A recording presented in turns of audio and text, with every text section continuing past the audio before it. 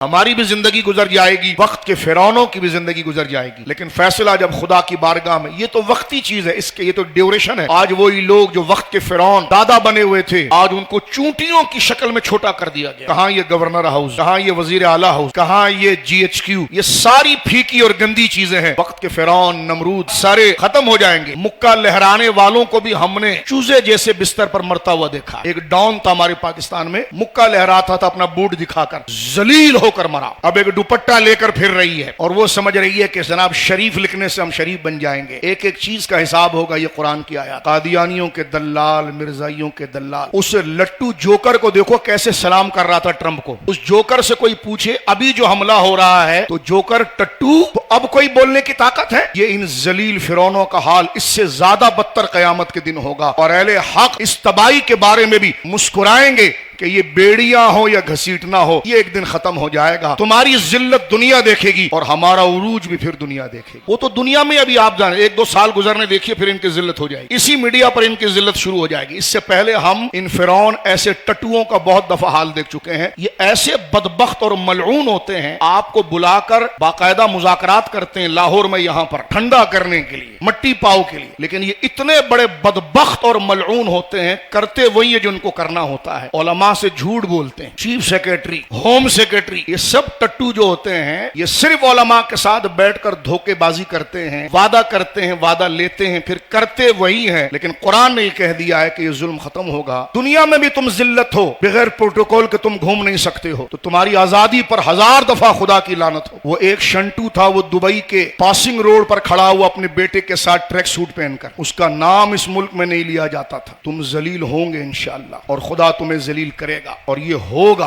कुरान हमारे सामने, जुल्म का बदला जुल्म होता है। तुम खुद लोगों को बागी और गद्दार बनाते हो। उधर होम सेक्रेटरी और चीफ सेक्रेटरी के दस्तखत नहीं चलेंगे, उस वक्त वो नियतें चलेगी, और जाबिर और लईनों का हाल होगा, नेतन्याहू के यारों का हाल होगा। प्रोटेस्ट क्यों करते हो? अभी तो हुकूमत को प्रोटेस्ट करना चाहिए, जो कल गजा के अंदर हुआ है, परसों गजा के अंदर। 1000 लानतें तुम पर हो, तुमने उम्मत को धोखा दिया, तुमने पाकिस्तान को धोखा दिया। अब अगर तुम वाकई में सच्चे हो तो निकल आओ। तुम्हारे उस बयानिए को नेतन्याहू ने इस तरह फाड़ कर फेंक दिया। तो मैंने कहा कल की खबर, अगर वाकई में शरीफ खानदान, वाकई में शरीफ खानदान है, तो कुछ एहतजाज की तरफ आए और मामलात की तरफ आए, ताकि अवाम को यकीन आए। जिस तरह गोलियां चलाकर इसराइल को मजबूत किया गया, तो जरा मैदान अमल आकर भी तो इसराइल की मजम्मत कर दी जाए। हम कमजोर लोग हैं, हम जाबिर फिरौन से लड़ नहीं सकते, लेकिन कुरान की याद पढ़कर अपने दिल को जिंदा रख सकते हैं।